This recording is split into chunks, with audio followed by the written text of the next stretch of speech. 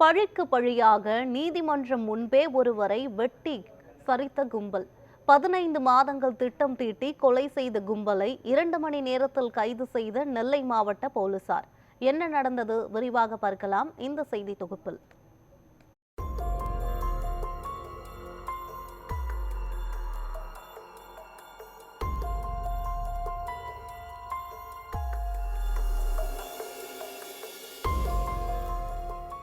நெல்லை மாவட்ட நீதிமன்றத்தில் 15க்கும் மேற்பட்ட நீதிமன்றங்கள் செயல்படுகின்றன. இதனால் நாள்தோறும் காலை 10 மணிக்கு பல்வேறு வழக்குகள் தொடர்பாக நீதிமன்றத்திற்கு வருவோரின் அதிகப்படியான எண்ணிக்கையால் நீதிமன்றம் பரபரப்பாகவே காணப்படும். இந்த சூழ்நிலையில் வழக்கம் போல நீதிமன்ற வாயில் பரபரப்பாக இயங்கிக் கொண்டிருக்கும் வேளையில்தான் அந்த படுகொலை சம்பவம் நடந்தேறியது. கொலை வழக்கு ஒன்றில் வாய்தாவிற்காக மாவட்ட நீதிமன்றத்திற்கு வந்திருந்த கீழநத்தத்தை சேர்ந்த மாயாண்டி என்பவரை காரில் வந்த மர்ம நபர்கள் சரமாரியாக வெட்டி படுகொலை செய்தனர்.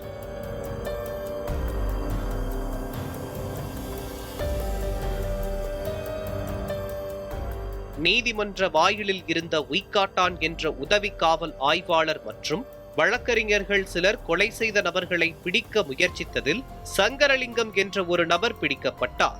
மற்ற நபர்கள் கேரள பதிவெண் கொண்ட KL 073485 என்ற காரில் ஏறி தப்பிச் சென்றனர். நீதிமன்ற வாயிலில் நடந்த படுகொலை சம்பவத்திற்கு கண்டனம் தெரிவித்து வழக்கறிஞர்கள் நீதிமன்ற வாயில் முன்பாக போராட்டத்தில் ஈடுபட்டனர். நீதிமன்ற வளாகத்திலேயே வழக்கறிஞர்களுக்கும் நீதிமன்றம் வருபவர்களுக்கும் உரிய பாதுகாப்பை காவல்துறையால் வழங்க முடியவில்லை என கூறி காவல் அதிகாரிகளிடம் வாக்குவாதத்திலும் ஈடுபட்டனர்.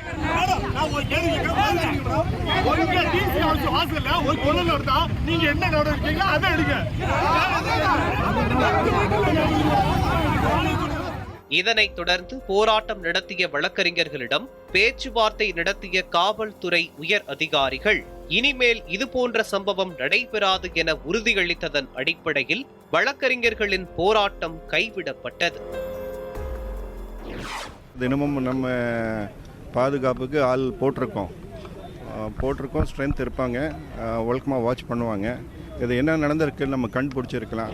இதனைத் தொடர்ந்து பிடிபட்ட நபர் கொடுத்த வாக்குமூலத்தின் அடிப்படையில் கடந்த வருடம் ஆகஸ்ட் மாதம் கீழநத்தம் வடக்கூரை சேர்ந்த ராஜாமணி என்ற இளைஞர் வெட்டி படுகொலை செய்யப்பட்ட சம்பவத்தில் முதல் குற்றவாளியாக சேர்க்கப்பட்டுள்ளவர்தான் இந்த மாயாண்டி. நெல்லை மாவட்டம் கீழநத்தம் வடக்கூரை சேர்ந்தவர் ராஜாமணி. இவர் கீழநத்தம் பஞ்சாயத்தில் கவுன்சிலராக இருந்து வந்தார். குடும்பத்தினருக்கு உதவியாக அவ்வப்போது ஆடுகளை மேய்த்து வருவதையும் வழக்கமாக கொண்டிருந்தார் ராஜாமணி. இந்நிலையில் 2023 ஆகஸ்ட் 12ஆம் தேதி மாலை 4 மணியளவில் ஆடு மேய்த்துக் கொண்டிருந்த ராஜாமணியை முன்விரோதம் காரணமாக கீழநத்தம் தெற்கூரை சேர்ந்த இசக்கி பாண்டி மற்றும் கீழநத்தம் மேலூரைச் சேர்ந்த மாயாண்டி ஆகிய இருவரும் வெட்டி கொலை செய்துள்ளனர். இதனைத் தொடர்ந்து பொது அமைதிக்கு குந்தகம் விளைவித்ததாக மாயாண்டி மற்றும் இசக்கி பாண்டி ஆகியோரை செப்டம்பர் 9, 2023 மாவட்ட காவல் கண்காணிப்பாளர் பரிந்துரைப்படி மாவட்ட ஆட்சியர் உத்தரவுப்படி குண்டர் தடுப்பு சட்டத்தின் கீழ் அடைக்கப்பட்டனர். உயிரிழந்த மாயாண்டி மீது ஒரு கொலை வழக்கு, 2 கொலை முயற்சி வழக்கு உட்பட 8 வழக்குகள் நெல்லை மாநகர், நெல்லை மாவட்டம் மற்றும் தூத்துக்குடி மாவட்டத்தில் நிலுவையில் உள்ளது.